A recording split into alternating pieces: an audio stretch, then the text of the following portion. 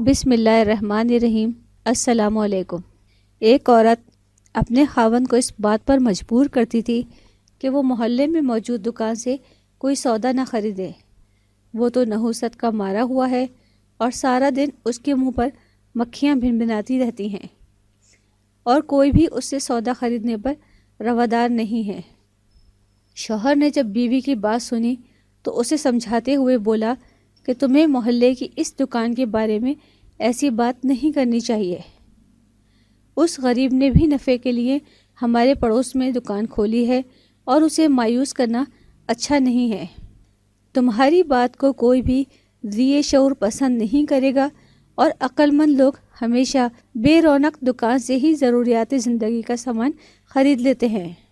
حاصل کلام حضرت شیخ سعدی رحمۃ اللہ علیہ اس حکایت میں حق ہمسائیگی بیان کر رہے ہیں۔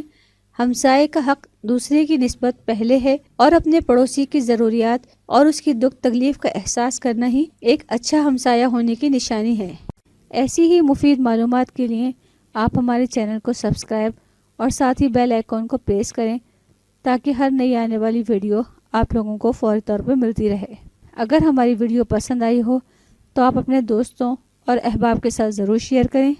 آنے والی نئی ویڈیو تک ہم آپ سے اجازت چاہتے ہیں۔ اللہ حافظ۔